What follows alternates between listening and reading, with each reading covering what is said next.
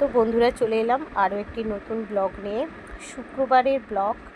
সকাল থেকে রান্নাঘরের সমস্ত কাজ, সুস্বাদু চিকেন রেসিপি সবটাই থাকবে এই ব্লগে। তো ভেজ নন ভেজ কীভাবে আমি মেনটেন করি, কীভাবে বানাই, তো সবটাই তোমাদের সাথে শেয়ার করব। যে এই শ্রাবণে ভেজ রান্না, তারপর নন ভেজ রান্না কীভাবে একা হাতে সামলাই। তো চলো সঙ্গে থাকো। আশা করছি আজকে ব্লগটা তোমাদের ভালো লাগবে। আর আজকে ব্লগটা শ্যুট একটু অন্যরকমভাবে হয়ে গেছে, তো একটু তোমরা বুঝে নিও। তো দেখো, সকালবেলা এখন চলছে সমস্ত ভেজ রান্না। তো আজকে কি করব, তো আজকে আমি টিফিনের জন্য বানাবো চাউমিন। আর ফিলহাল একটা যে লাঞ্চ আছে সেটাই কিন্তু আমি অফিস টাইমে রেডি করছি। তো চলো কীভাবে প্লেটিং করছি। আর একেবারে নাজেহাল হয়ে যাচ্ছি কিচেনে, সমস্ত কাজকর্ম, তার সাথে এই সমস্ত রান্নাবান্না, মানে হাত ধুয়ে ধুয়ে মানে অবস্থা খারাপ যেটাকে বলে। তো দেখো, আজকে একটু ফেনা ভাত করেছি, মানে সিদ্ধ ভাত যেটাকে বলে। প্রতিদিনই আমাকে মেনটেন করতে হচ্ছে, কি করব সবটাই তোমাদের সাথে প্রতিদিন শেয়ার করি। তো এখানে প্লেটিং করে নিয়েছি পাঁপড় ভাজা, পটল ভাজা, আর পেঁপে ভাতে আলু সিদ্ধ, আর তার সাথে একটু ঘি। তো মোটামুটি দেখো আমি লাঞ্চটা রেডি করে নিয়েছি। আর এদিকে বানাচ্ছি আমি চাউমিন, একদম ভেজ।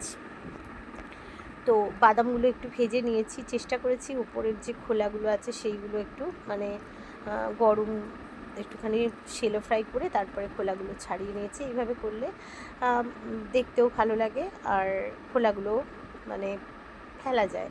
তো যাই হোক, এখানে দেখো আমি লাঞ্চ বক্স রেডি করে নিয়েছি, অল্প একটু স্যালাড, তার সাথে কিন্তু এই চাউমিন।